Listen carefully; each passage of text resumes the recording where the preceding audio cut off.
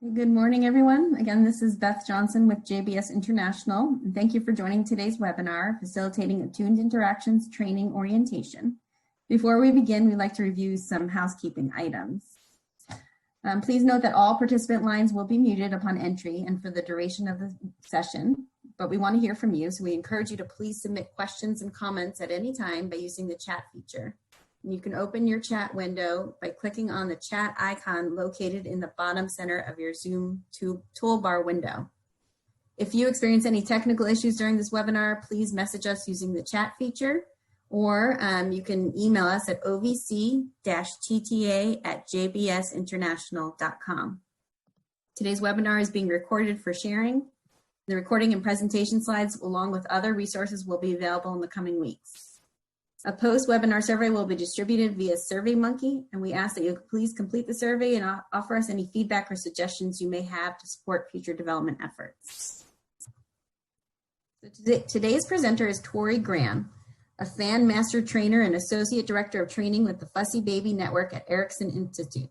Tori has served as an adjunct professor at Aurora University, in addition to serving as a program manager at Teen Parent Connection. Tori has a background in social work and earned a BSW from the University of Iowa and an MSW from Aurora University. Tori is an infant mental health practitioner and earned an infant mental health certificate through Erikson Institute. Tori leads fan curriculum development and dissemination under Linda Gilkerson's direct supervision. Tori has been training with Erikson Institute since January 2016 and participated in 18 months of intensive fan training prior to joining the Erikson Institute team. Tori, I'll turn it over to you. Thank you so much. I'm so happy to be here today and to share this brief webinar with you so that we can all really understand what fan training entails. But I would love for us to just do some quick introductions so I can understand who's with us today. And it looks like we've got about 7 attendees. And so if you wouldn't mind just sharing your name and what your role is, what it is that you do. So I can just kind of have us go down the list. So can we start with Tara? Actually, Tori, the participants are muted, but they can put their name and title in the chat box. Oh, awesome. That's great. Yeah. So then you'll be able to. Yeah, then I can just get a sense of who's with us today. Yeah.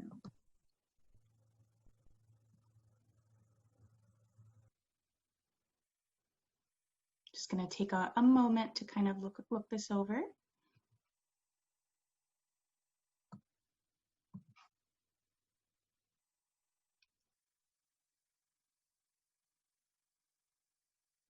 Wonderful.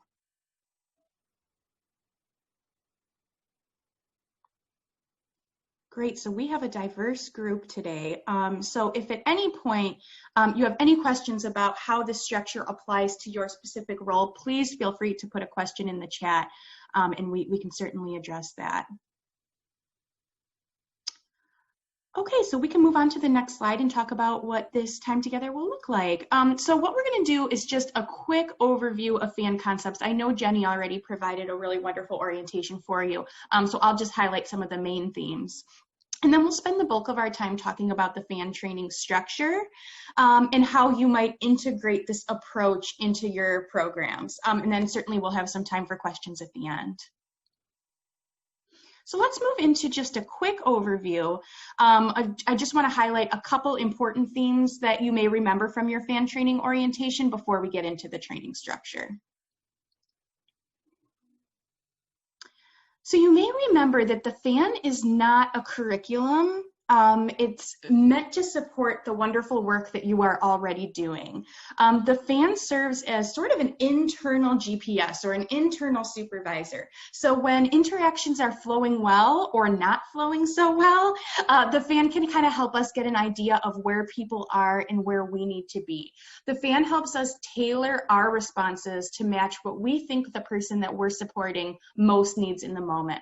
So whether you're supporting parents, whether you're supporting staff that you supervise, we're watching for cues, which are sometimes subtle and sometimes not so subtle, and then tailoring our responses according to the needs that we believe we're seeing. knowing that sometimes we are going to miss it. So a big part of the fan is being able to offer repair when we realize that perhaps we started offering information too quickly, or tried to maybe pull out some feelings and offer empathy when that isn't a match. So we have trained a lot of people in the FAN worldwide. The FAN began as a model to support home visiting programs, but over time we have really generalized this. And so we have trained lawyers, judges, guardians ad litem, child advocacy center staff, child welfare, including caseworkers, supervisors, and more, crisis nursery staff, all models of home visiting, teachers and center-based workers, mental health workers, infant mental health consultants, mentors such as Boys and Girls Club type mentors, early intervention and Part C therapists, and then nonprofit administrators as well. And this is probably not even an exhaustive list. So anyone who has really touched children and families has been trained in the FAN. And the FAN is so generalizable that many of us actually use it, with our spouses, families, and friends. So we can move to the next slide. So as Jenny already shared with you, the FAN is based on this concept of attunement. And we would describe attunement as feeling connected and understood, feeling as if somebody really understands our inner experience, is essentially the catalyst for change, that people are more likely to be able to take in information, advice, and resources in a meaningful way when they first feel as if their inner experience is understood. You can move to the next slide. Thank you. And so the theory of change, how we believe the FAN works, is that when somebody feels truly understood or known, the attunement that occurs creates a space where it is possible to try new ways of interacting. Thank you. And so as I mentioned, the FAN is basically like an internal GPS. So when we go the wrong way, we make a wrong turn, our GPS doesn't start yelling at us. It just gently redirects us in the right direction, and that's what the FAN's attempting to do. So we're observing parents' cues or whoever you're supporting, and asking ourselves, what is this person showing me right now? And then we're offering the core process that seems to be the best match. So is empathy the right move here? Is this person ready to problem solve? Are they ready for doing? And then we're checking in. Is this working? Is my guess at what this person needs accurate? And if not, then we just move to a different place on the FAN and reattune.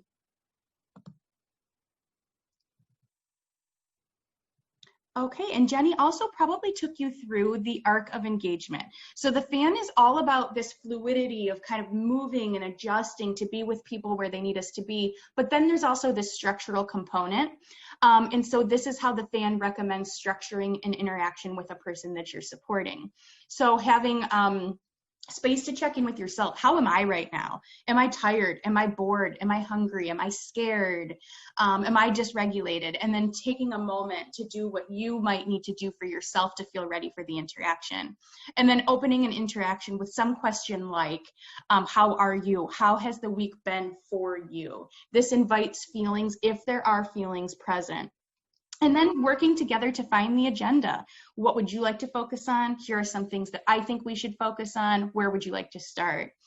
And then near the middle check-in question, I just want to make sure we're getting to what is most important to you. Is there something else that you want to cover today? And then at the end of the interaction, asking 3 words. What are 3 words you might use to describe your work this week? Or a question like, what stood out to you from our time together today, or what would you like to hold on to from our time together today, which invites reflection if a person is in a place where they're able to reflect. And then after the contact, knowing that these intense interactions that we have with others affect us, checking back in with yourself. How am I now? What do I need to repair and replenish so that I can either go on to my next interaction, my next meeting, or go home to my own family and feel like I'm in a place where I'm replenished? So we can go to the next slide. So I just want to share a story with you from a former child welfare caseworker and also a supervisor where the fan was relevant. And so I'm actually, because this is not my story, I'm going to read this pretty directly. So you'll kind of notice in my voice that I'm reading, but I just want to make sure I don't inadvertently take any liberties with this story. But this demonstrates how the fan can work in a child welfare type setting. So during reflective consultation, a caseworker frequently talked about feelings and struggles she had with a specific foster parent. One day she brought this issue up in reflective consultation as she had just had another frustrating home visit in which she expressed she and the foster parent clashed again. I, as in the supervisor, validated the frustration and feelings of helplessness she was having in regards to the situation and relationship with the foster parent. In the moment, bridging from feelings to thinking seemed like an appropriate strategy, as this was a situation and feelings that we had talked about many times before. So this is coming up over and over and over, and staying in feelings was no longer feeling helpful. So instead, trying to bridge to a thinking place was the supervisor's strategy. After spending some time hearing about the latest home visit and her feelings, I said, I can hear how frustrated these home visits make you and how much you struggle working with this foster parent. I wonder if we can spend some time thinking about what specifically makes working with this foster parent so hard for you. We were then able to do some collaborative exploration, so the thinking part of the fan, around this foster parent's care of the child and personality tendencies. She was able to figure out that the core issue wasn't necessarily the quality of care provided to the child, but rather certain personality traits this foster parent has that cause the caseworker to become very dysregulated in the moment during visits. I asked her if there were other people she had encountered that caused the same reaction or dysregulation in her life. The caseworker then had this aha moment, so they moved into the integration part of the fan, where she realized this foster parent had some of the same personality traits and tendencies that her own mother had. She was able to identify that these past experiences were making it even harder to stay regulated in her work with this foster parent. She was also able to identify that her own dysregulation and reactions were further escalating these home visits. We did some additional collaboration around mindful self-regulation strategies that could be beneficial to her in that moment to help her stay regulated during home visits. I provided some capacity building, so they moved to the doing wedge, around mindful self-regulation strategies that she could use before and after interactions, as well as in the moment. After processing this issue in this way, the caseworker felt less helpless and felt like she had some solid strategies to use in her next interaction with this person. So I just want to pause for a moment and just take, for any questions that or reactions that you might have to anything we talked about so far regarding the what the fan is all about and how the fan can be used in a child welfare setting.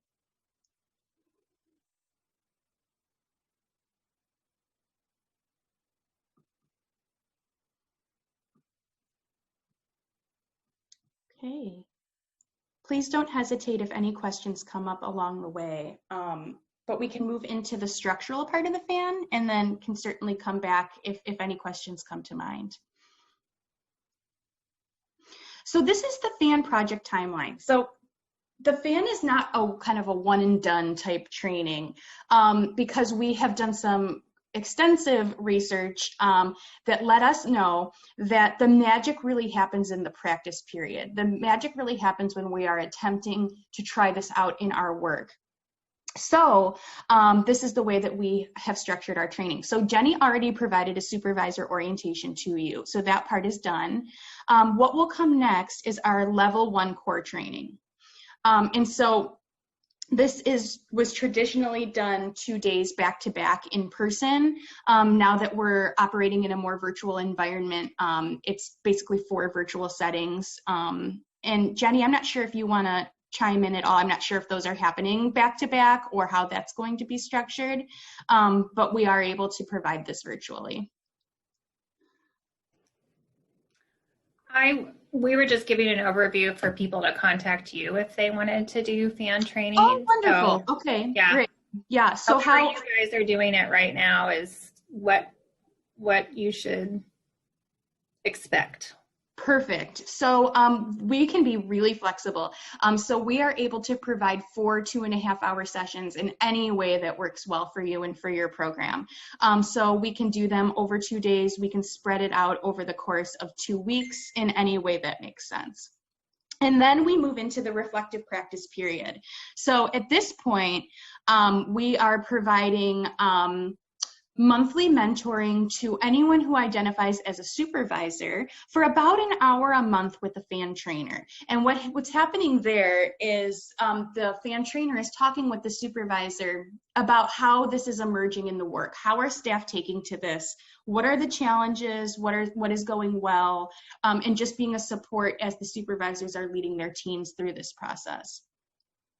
And so we're asking the staff to complete 6 fan learning tools over the course of these 6 months. So about 1 a month.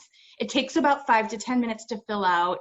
It's not intensive documentation by any means. It's more of a journaling opportunity to see how the fan is emerging in their work and to be able to reflect on that. And then we do ask them to review their tools with their supervisor.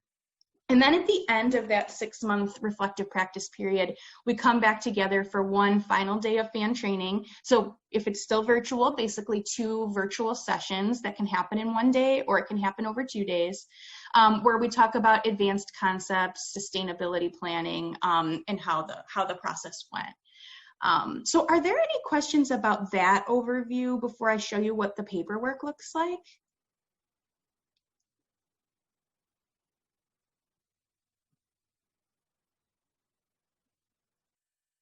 Okay. Okay, we can move to the next slide. So this is a sample of what the level 2 process paperwork looks like for the staff.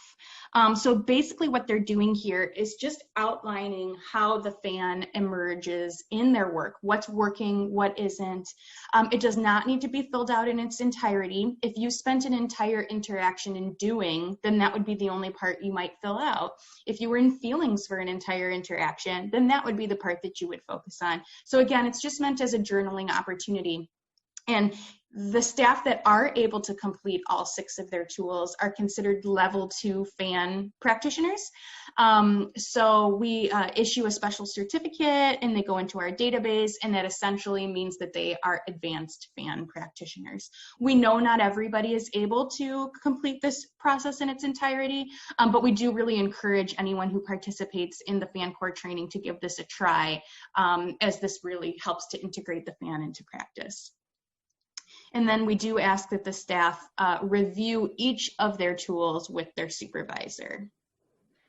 And Tori, I'll just add, since I used to do a lot of the training and these sheets, there's always some resistance, I think, at first to doing the paperwork, but really building our own reflective capacity doing this is so helpful. Those people that did these sheets, then when I did their mentoring, they could review those interactions, you know, just in a different way. So by the end, usually people that filled out these sheets were saying they, you know, would keep doing them even just to help build their own reflective capacity.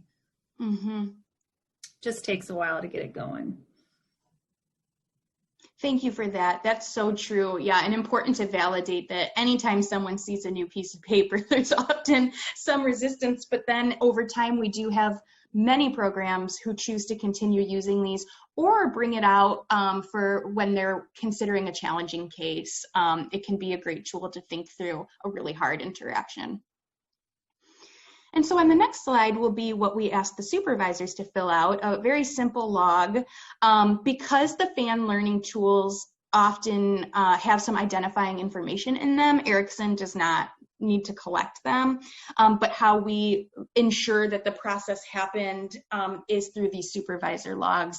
So we ask supervisors to complete one of these on each of their staff, and basically it just dates that the day you discussed the tool, any themes that came up, and then any questions that you might want to bring back to your trainer to discuss during mentoring.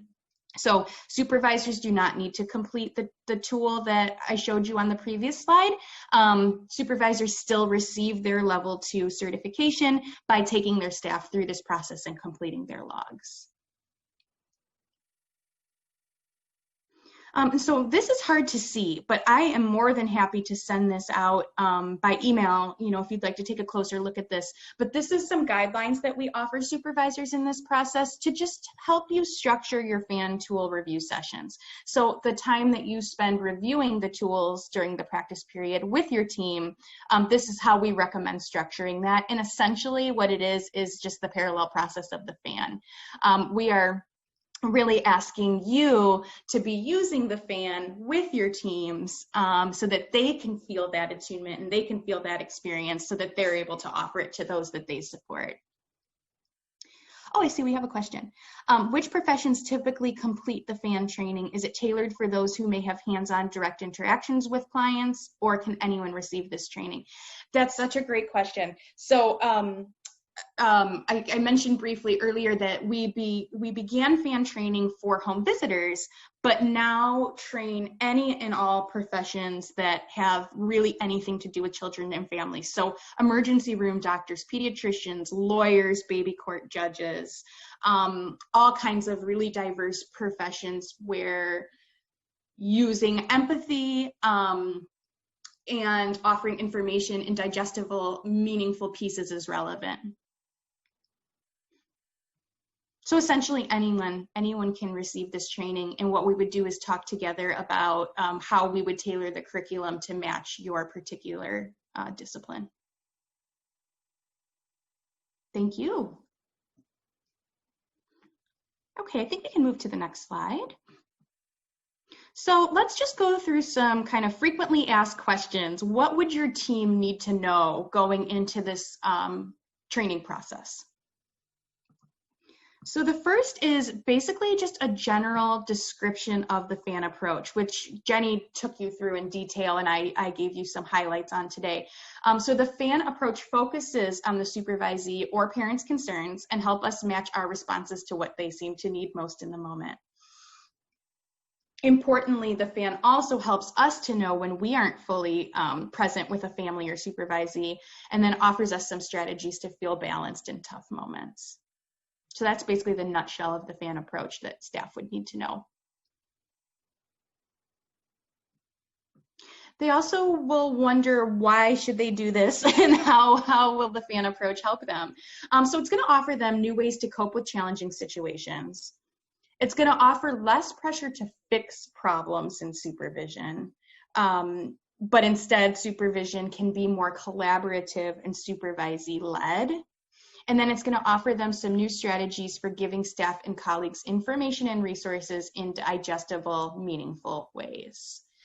Ways to offer information so that it's more likely to stick and more likely to lead to sustainable change. And Tori, I would just add that if they're using this with clients, all those things apply too. Less pressure to fix problems with, direct service clients, that those interactions are more collaborative and, led by clients. So in case they're not thinking of a supervision model, we have such a diverse group. I just want to make sure that. That's so important. Thank you. Yes, this is also about reading client cues and less pressure to fix client situations, but instead how we can facilitate collaborative conversations, which lead people to often kind of fix, so to speak, their own challenges. Thank you. So we can move to the next slide. So we know this anecdotally, and then we also have research to back this up, that this approach is much more likely to be sustained in programs when the staff feel that their supervisor or manager is on board. And so these are some of the reasons why supervisors really buy into this process, is because it provides a shared language when discussing challenging cases and situations. So being able to say, I met this person in collaborative exploration, I did some capacity building, this person was in feelings, so I provided empathic inquiry, becomes a universal language that everybody understands what we're talking about. It leads to more engaged and collaborative work with colleagues. Our research showed us that it leads to less staff burnout. So practitioners that were trained in the FAN were reporting that they were experiencing less burnout when using this approach. And then they also reported, which our research told us, that there was an increased reflective capacity among staff. They're also going to want to know, what do I have to do? What are my responsibilities here? So we do ask them to participate in the training, so both in the core training and then the very last training at the end of the 6-month practice period. We do ask them to complete 6 FAN reflective learning tools and review them with their supervisor. And then there also just has to be an openness and a willingness to try something new and to really be able to kind of build their self-awareness around reflecting on the successes they're experiencing as well as their challenges. So I realize I moved through that very quickly, but I would love just to talk through any questions or concerns. Nothing is off limits. Anything that's coming to mind for you, we can address here.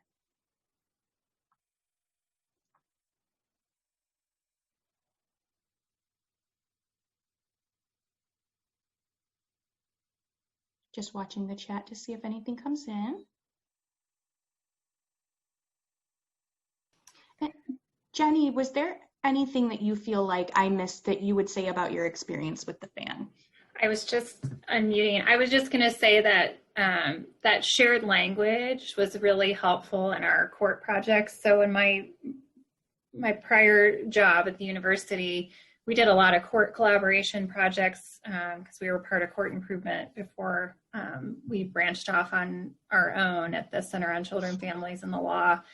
And really having everyone on our collaboration that was able to use the same language. So whether it was, you know, the parent's attorney or the guardian ad litem or even our judge in that court collaboration, when someone was talking about a parent that came in that was having, you know, lots of feelings about entering treatment, that was a way that we all understood. And I felt really destigmatized to some of that, to say, you know, this person's having lots of feelings, and then each person could use the FAN to approach with empathy and understanding instead of judgment. So that shared language is really a big thing that I think helps pull teams together. Mm-hmm. I would agree. And it also helps us ask for what we need from our colleagues. If I'm able to say to my supervisor, I'm just not in doing about this yet. I'm still really in thinking, or I'm still really in feelings. And so it helps me feel more supported as well, being able to use that shared language that we all understand. And I see a great question. No, I didn't comment on cost. Yes, there is a cost associated with FAN training, kind of depending on various different things. So we don't have necessarily like a standard cost, but what we work really hard to do is match the resources that your program has available. So I'm going to put my email address in the chat box. And so that's something that we can discuss one-on-one and think about together what might be reasonable for you. I also want to mention, if the 6-month approach is feeling hard to do right now, it can sometimes be helpful to start with an introductory training or to start with the core training, and then to talk together about how that is matching for your team, and then add on the additional process later. So I just wanted you to know that there are options and there are ways to tailor this training to make sure that it matches what your staff are available to do.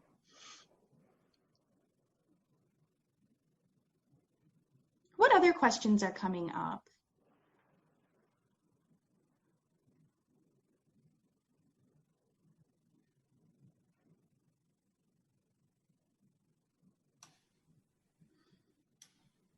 I would definitely encourage you to email me. I'm pretty quick to respond, and we can talk about the specifics of your program. We have a very diverse pool of FAN trainers, and so we work really hard to match you with somebody who's very familiar with your discipline. So that's also something that sometimes people ask about, is we definitely match our trainers very intentionally with programs. Okay, is there anything else, Jenny, that you would like me to cover? I don't have anything else other than, I would just encourage them to email you if they have, we have such a diverse group and people are in different situations with their funding and all sorts of things. So just to email you, or if you didn't get it in the chat, you're free to email me or Beth, and we can hook you up, or Rox, and we can hook you up with Tori too. Great.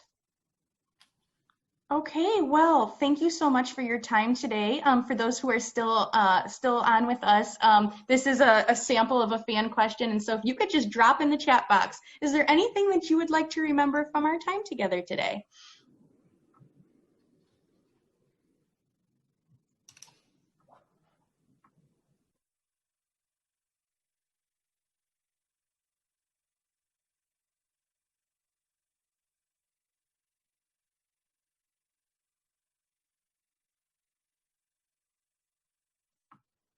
It's okay if not. It's okay if we're not in a reflective place. Oh, we've got fan training is flexible. That's a great takeaway.